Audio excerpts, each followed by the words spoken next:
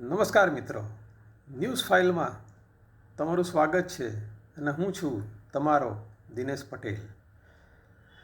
જો તમે એ નક્કી ના કરી શકતા હોય કે તમારા સંતાનોને ગુજરાતી મીડિયમમાં ભણાવવા કે અંગ્રેજી મીડિયમમાં, તો આ વિડીયો તમને નિર્ણય લેવામાં મદદરૂપ થશે.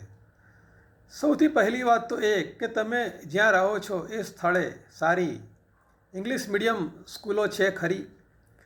જો ના હોય તો ગુજરાતી મીડિયમની સ્કૂલમાં ભણાવો, પરંતુ સારી ઇંગ્લિશ મીડિયમ સ્કૂલો આવેલી હોય તો પછી તેમાં ભણાવો. ગામડામાં અંગ્રેજી માધ્યમની સ્કૂલો હોતી જ નથી, એટલે તેમના માટે બાળકોને ગુજરાતી મીડિયમમાં ભણાવવા ફરજિયાત છે. તમારું બાળક કેટલું તેજસ્વી છે તે જુઓ. જો તમારું બાળક હોશિયાર હોય તો તેને અંગ્રેજી મીડિયમમાં ભણાવો અને નબળું હોય તો તેને ગુજરાતી મીડિયમમાં ભણાવો. તમારું બાળક હોશિયાર હોય તો તેને અંગ્રેજી મીડિયમમાં ભણાવો તો વધારે સારું, કારણ કે તેને ગુજરાતી બોલતા અને સમજતા તો આવડે જ છે, કારણ કે એ તેની માતૃભાષા છે. એટલે તમે તેને અંગ્રેજીમાં ભણાવો તો તેનું અંગ્રેજી વધારે પાકું થાય, તો આગળ તેને ભણવામાં સારું પડે, કારણ કે અંગ્રેજી અને ફાર્મસી કોલેજોમાં પ્રોફેસરો મોટે ભાગે અંગ્રેજીમાં ભણાવે છે અને ચોપડીઓ પણ અંગ્રેજીમાં જ હોય છે. કોમ્પ્યુટરની ભાષા અંગ્રેજી છે. અત્યારે છોકરાઓ ઘણું બધું ઇન્ટરનેટ ઉપરનું લખાણ વાંચીને ભણે છે અને આ બધું લખાણ અંગ્રેજીમાં હોય છે. અત્યારે સેકન્ડ લેંગ્વેજ તરીકે અંગ્રેજીનો ઉપયોગ મોટા પ્રમાણમાં થાય છે. ગુજરાતી જાણતો ન હોય તેવી વ્યક્તિ સાથે આપણે અંગ્રેજીમાં કોમ્યુનિકેશન કરી શકીએ છીએ, કારણ કે અંગ્રેજી હવે દુનિયાની એક સેકન્ડ કોમન લેંગ્વેજ બની રહી છે.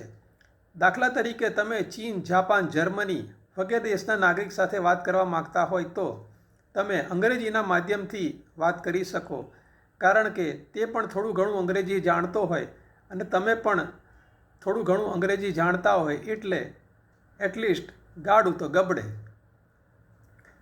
અત્યારના બાળકો માટે હવે અંગ્રેજીથી ટેવાવાનું બહુ અઘરું રહ્યું નથી. ગુજરાતી મીડિયમમાં ભણેલા બાળકો કોલેજ લેવલે તો મોટે ભાગે અંગ્રેજીમાં જ ભણતા હોય છે. આ સિવાય અત્યારે છોકરાઓમાં વિદેશ જવાનો ટ્રેન્ડ પણ વધ્યો છે. અત્યારે છોકરાઓ મોટા પ્રમાણમાં અમેરિકા, કેનેડા, યુકે અને ઓસ્ટ્રેલિયા જેવા અંગ્રેજી દેશોમાં જાય છે, એટલે અંગ્રેજી ભણ્યા હોય તો વધુ સારું પડે.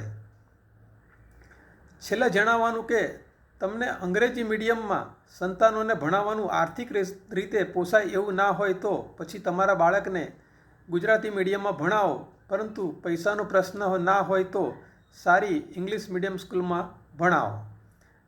તમે ગામડામાં રહેતા હો તો તમારે બાળકોને ફરજિયાતપણે ગુજરાતી મીડિયમની સ્કૂલમાં ભણાવવા પડે. તેમ છતાં ચિંતા કરશો નહીં. તમારું બાળક હોશિયાર હશે તો ગુજરાતી મીડિયમમાં ભણ્યા પછી પણ તેને કોઈ વાંધો નહીં આવે. તે મોટો થઈને એની જાતે અંગ્રેજી શીખી લેશે. તમે ધોરણ 5થી કોલેજ લેવલે ભણતા હોય કે પછી સરકારી નોકરીની તૈયારી કરતા હોય કે પછી ખાનગી કંપનીમાં નોકરી કરતા હોય, તમારું અંગ્રેજીનું નોલેજ સુધારવા અમારી બુક બ્રુકલિન ઇંગ્લિશ ગ્રામર અચૂક વાંચો. આ બુકની ઈ-કોપી એમેઝોન કિન્ડલ ઉપર માત્ર 250 રૂપિયામાં ઉપલબ્ધ છે. ધન્યવાદ.